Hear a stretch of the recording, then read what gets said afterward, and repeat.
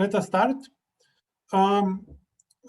Good afternoon, everyone. I will present key philosophical questions of life extension. I believe that life extension is one of the most important topics to be interested in these days, in our time, and I will show how it is philosophically important, although it is unfortunately in the present debate somehow neglected, and I believe that we can make more philosophical production in this field. So let me first make introduction. What is life extension and what methods did I use in my research?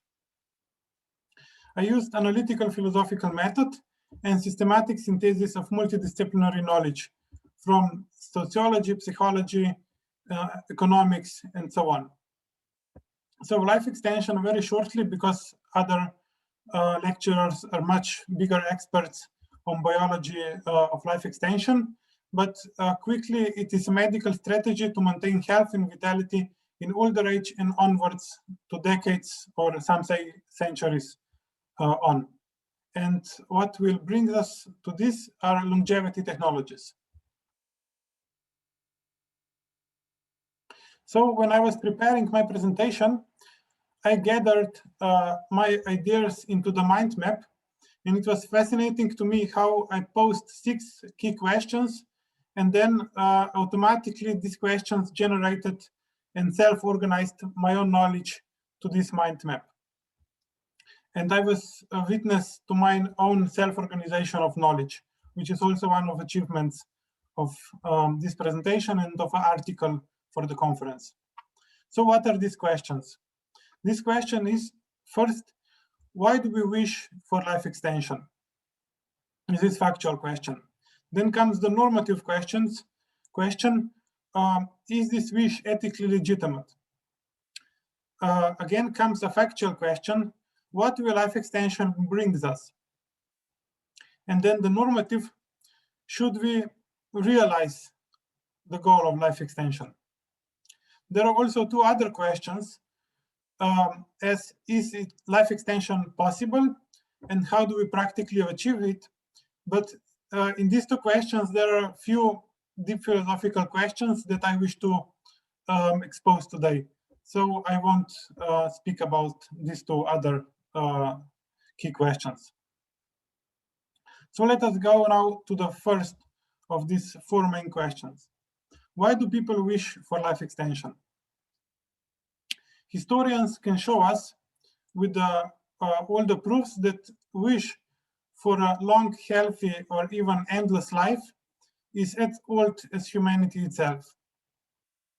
Nowadays, we can speak about different, firstly, psychological motivations. For example, thanatophobic, fear of death, and romantic, love of life. And this, in the beginning, opens up a lot of interesting questions that are deep philosophical questions. For example, is death bad in itself? In my article, I cited the literature where you can find more on this topic because a lot was written. Next, I have to mention terror management theory, that is psychological theory that also connects well with philosophy and says how the thought of our finite existence is actually very influencing us, even though we don't know it so much. And it's interesting in connection with life extension. Next, in Slovenia last spring, we show that vividness of imagination is an influencing factor, and this can be a very deep idea when we speak about this topic. It means that maybe we don't imagine vividly what life extension means for us, and therefore we do not feel so strong emotions towards it.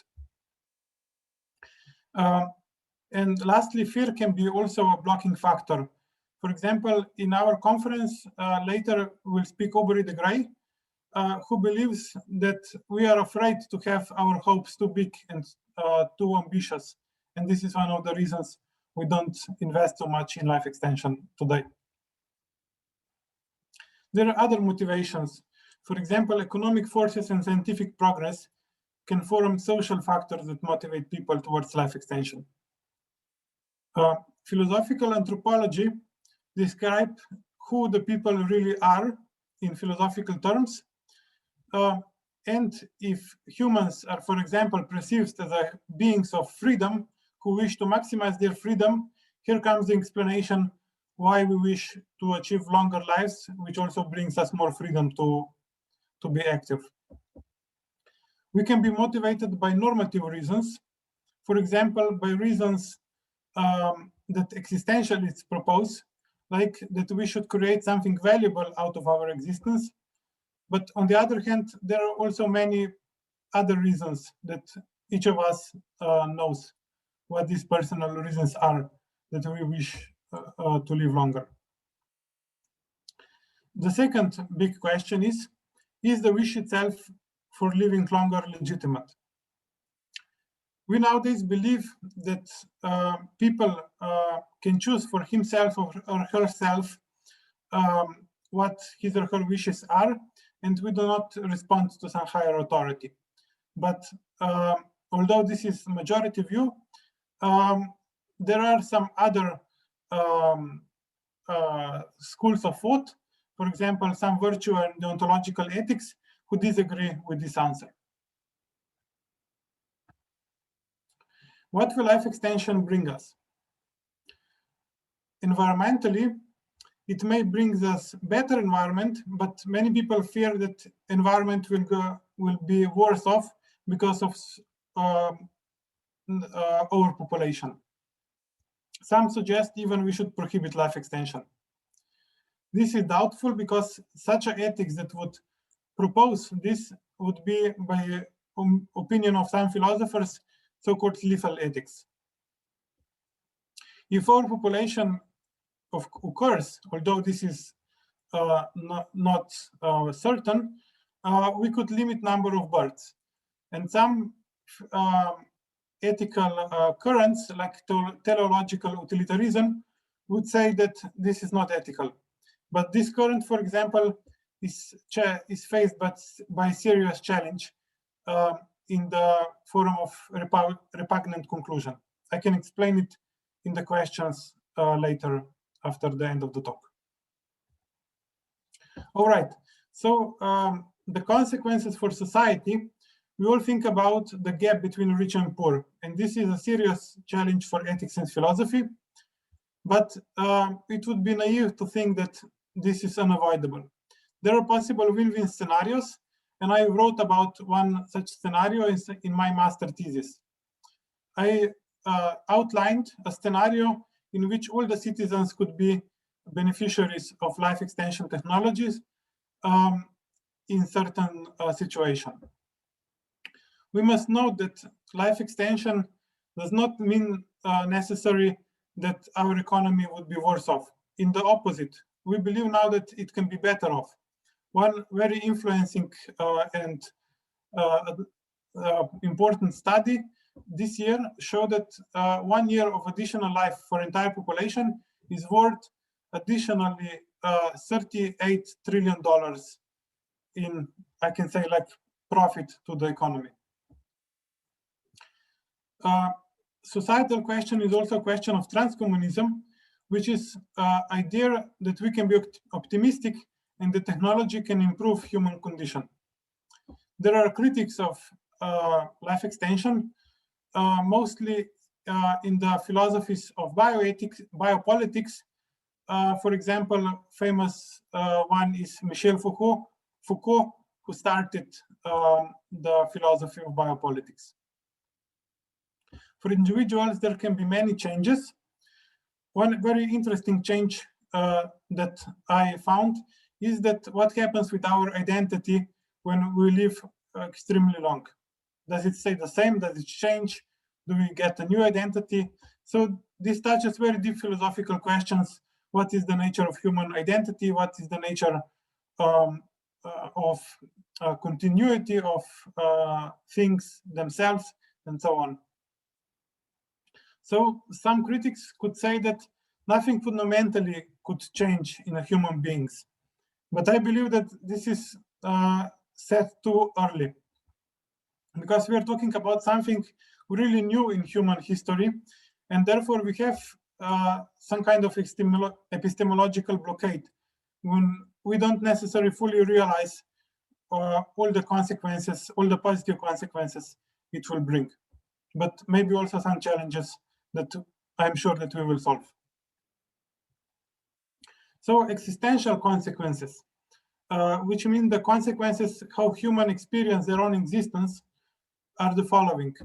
Our meaning of life, our understanding of meaning of life can change. For example, some believe that we would procrastinate more, but here is the counter argument that life itself has irreducible urgency. For example, if I want to seduce a beautiful woman, it doesn't help if I'm immortal or almost immortal. I have to act in the moment right now. There is argument of boredom, but also the opposite idea, which I like very much, that reality itself is inexhaustibly fruitful and interesting, and is all the time giving us new fascinating experiences.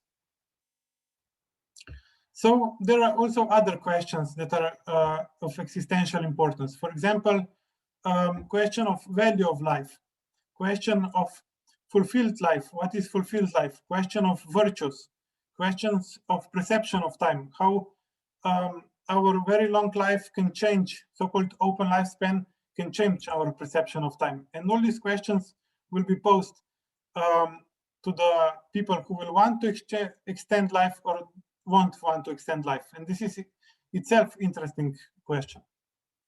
So my fourth question is, should we strive to extend our lives? And it depends on our initial values or ethical frame, and with connection to the consequences, how we will decide. So no matter what the consequences are, we can a priori say that, for example, we shouldn't because it's not natural, or that we should have an option to because longevity is a human right, for example, or because it gives us some higher value, a hope, for example.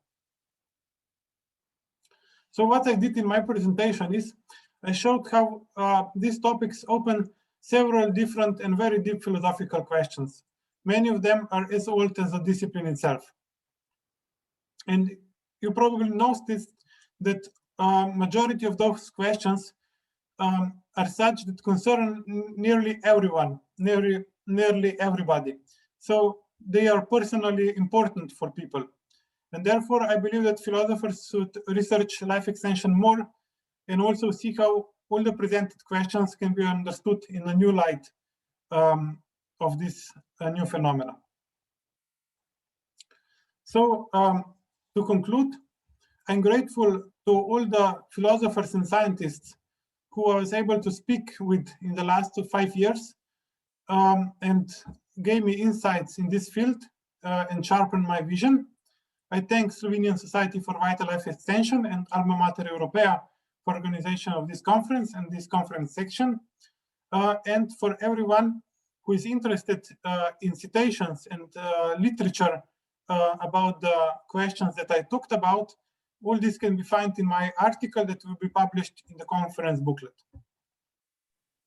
Yes, thank you, Mr. Lipovšek. Thank you very much. Thank you. Yeah.